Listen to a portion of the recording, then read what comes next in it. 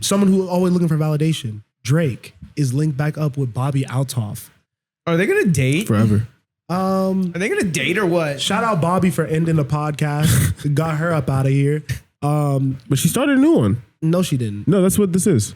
Really? Yeah. Is he the first guest? Yeah. So this is basically her starting her new podcast, Not This Again, and Drake is the first guest.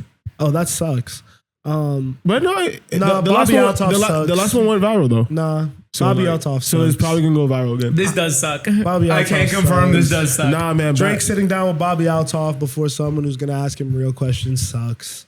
It all is Drake don't want to talk about nothing real. but Drake can. Drake, that Iceman album better have slaps, bro.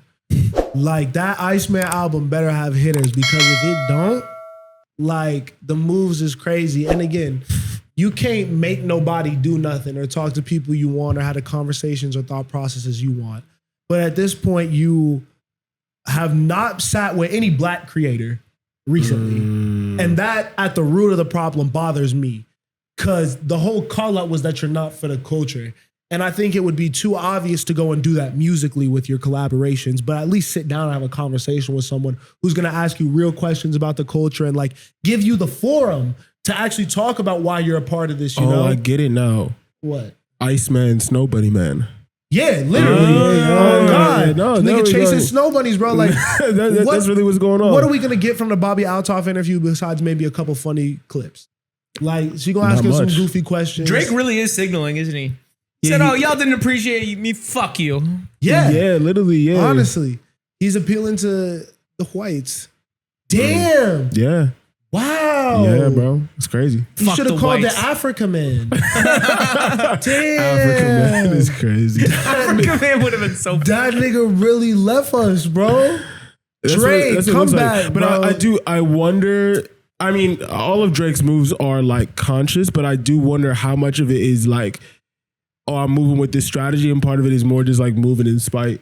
You know, I feel like it might be moving in spite and like leaning toward people that he knows are easily gonna accept him. You know, maybe this is like, you know how Chance has the Negro problem? Maybe this is like the light skin problem. And like this nigga really 50-50.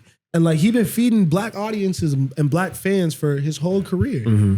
That's only 50% of him. He's just as much white as he is black. Maybe now it's time to, you know, go over to the Caucasus Mountains a little bit. The Caucasus Mountains. Is that not where the Caucasian people come from? Wow. I didn't even know that about my people. I didn't know it either. I made that. It could be cap. I don't know. The Caucasus Mountains? I bet you it's real. But that's where he at right now. That's where the Iceman stay. Wow. And find the snow buddies. That's where the Bobbi Althoff interview finna be. That's dead just Toronto. But yeah, Drake, that's, you know, maybe he's being true to what he's feeling in the moment. I guess I can't critique it too much because I don't care. We need Drake on this podcast. We would ask Drake great questions. You know what I'm saying? Like we would ask Drake elite questions. And good questions. I think we're like young enough where I feel like he wouldn't feel uncomfortable. You feel me? Like he wants to talk to the youth. So talk to the youth. Young enough so where he. Yeah, no, that's his bag though. Oh no, Drake, come on the Industry Plans podcast. The funniest thing, last thing on this. So he cut ties with Steak. And all that shit. And like he left a bunch of messages in Aiden Ross's chat while he was saying like he hates Steak. And I just want to read a couple of them if that's okay with you. Drake, Steak. It was really funny because he was using a lot of Toronto lingo. Oh, yeah, he said, "Fuck this goof," talking about Eddie from Steak. He says, he said, if Steak is the Warriors, I am Steph Curry. We win chips for the last how many years? The owners get rich as fuck and make us run suicides after practice still, eat granola bars for meals, and take the Greyhound bus to games. Fucking Goofinos. Goofinos is kind of fire. And then he starts mentioning people who I don't know personally, but he says, fucking Bijan, but like B with multiple E's, is on a boat with DiCaprio tripping on Ket wearing on running shoes and the worst shades known to man.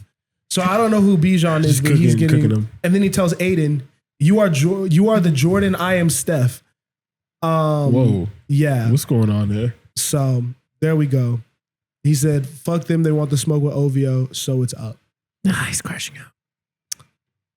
But why does Drake sign 360s? I don't get it.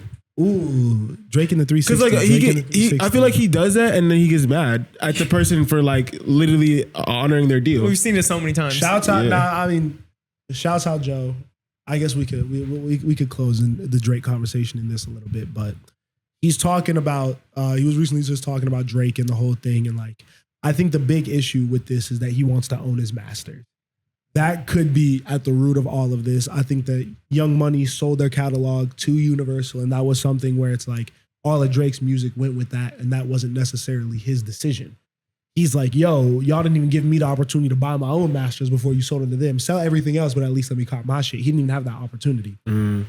Around that time might have been when the fracture started with Universal, because now he's in a deal with them. They own his masters, As someone who's searching for independence, it feels like there's no way he's going to get out of this. So he's kind of trying to fight back and going at getting his masters back in a militant way and an aggressive way, in a very direct way, rather than like how they mentioned Taylor Swift, who was like very like apologetic about it and was trying to do it and found other ways, like re-releasing albums, like and all that shit. So I don't know. This whole Drake thing, all the moves, it's clear that there's just a lot of bigger issues at play. I'm just like, drop good music, bro. 360s are bad. It's above our pay grade. Predatory business is bad, but Drake looks a little crazy when he came out talking about his $300 million deal or whatever with Universal all over the internet when he signed that. You know what I'm saying? Like, he was very happy at that moment to be with them. You know what I mean? Like, Hey, read that your contract. That advance was hitting. That man. advance hit crazy, Yeah, boy. for sure, bro. He was living in Turks crazy, man.